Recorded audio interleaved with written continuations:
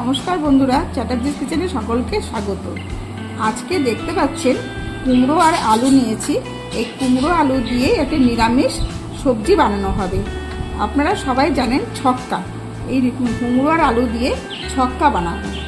তাহলে চলুন দেখে নিই কী কী লাগছে। সবজি লাগছে, একটা আলু নিয়েছি বড় সাইজের, একটা কুমড়ো, অল্প একটু কুমড়ো নিয়েছি, একটা টমেটো মাঝারি সাইজের, 2 ইঞ্চি মতো আদা নিয়েছি, আর কয়েকটা টুকরো নারকেল নিয়েছি।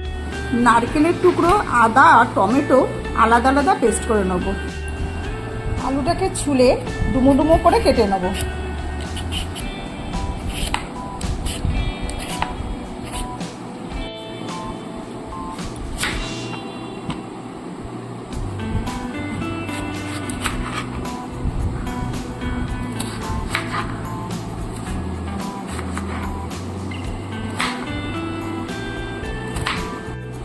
আলুরই মতো কুমড়োটাকেও ডুমো ডুমো করে কেটে নেব।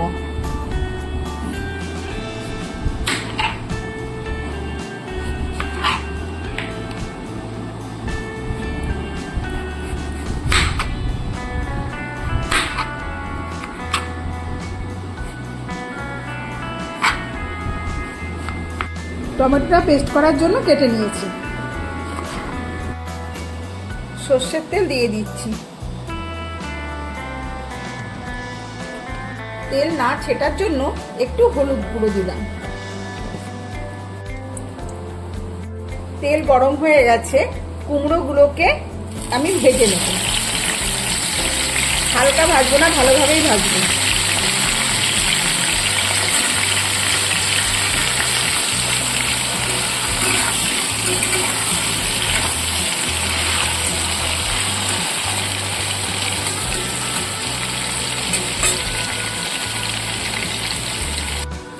কুমড়ো ভাজা হচ্ছে। কুমড়ো ভাজাটা হতে হতে আর কিছু উপকরণ আপনাদের দেখিয়ে দিই। আমি বলেছিলাম নারকেল পেস্ট করব, নারকেল পেস্ট হয়ে গেছে, আদা টমেটো পেস্ট হয়ে গেছে, আর কিছু ফোড়ন দেওয়ার জন্য 3টে এলাচ আমি ফাটিয়ে নিয়েছি, 2টো দারচিনি, 2টো তেজপাতা, আর কিছু ছোলা। এই কাঁচা ছোলা আমি ভিজিয়ে রেখেছি 3 ঘন্টা। কুমড়ো আমার ভাজা হয়ে গেছে, এবার তুলে নিচ্ছি।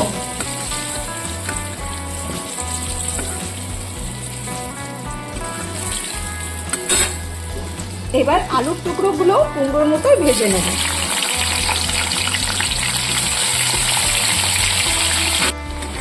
আলুটা ভাজা হয়ে গেছে, আপনারা দেখতে পাচ্ছেন। আলুটা আমি তুলে নিচ্ছি। আলু আর কুমড়ো ভাজা তেলের মধ্যে আগেই দেখিয়েছিলাম ফোড়নগুলো দিয়ে দিচ্ছি।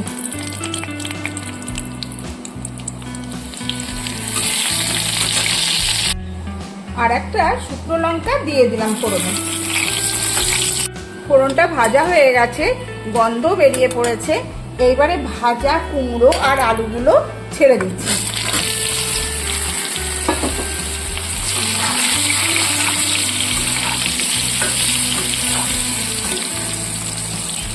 এবার একে একে আদা পেস্ট,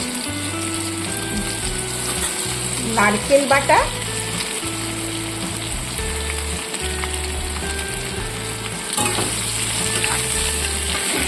বাটাটা দিয়ে ভালোভাবে সবকিছু আমি নেড়ে নিচ্ছি।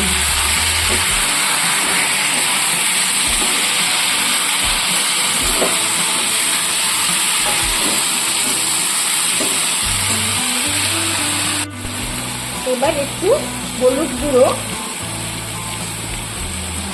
একটু লঙ্কার গুঁড়ো, স্বাদ অনুযায়ী লবণ দিয়ে আবার আমি কষিয়ে নেব।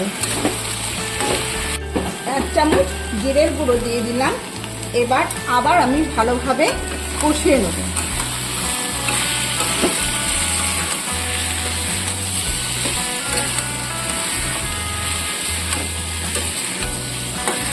আমি আখের গুড় ব্যবহার করছি স্বাদের জন্য। আখের গুড়ের বদলে আপনারা চিনি দিয়ে দিতে পারেন। ভেজানো ছোলাগুলো দিয়ে দিলাম।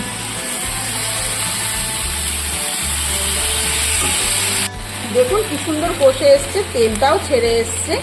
এবার আমি জলটা দিয়ে দিচ্ছি।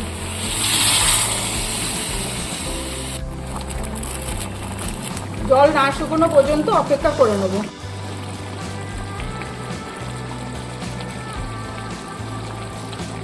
ছক্কাটা সম্পূর্ণভাবে তৈরি হয়ে গেছে, এবার ঢেলে নিচ্ছি। কুমড়ো ছক্কাটি ভাত, রুটি, পরোটা সব কিছুর সাথেই ভালো লাগবে। আমার রান্নাটা যদি আপনাদের ভালো লেগে থাকে, লাইক, কমেন্ট, শেয়ার করবেন আর সাবস্ক্রাইব করবেন।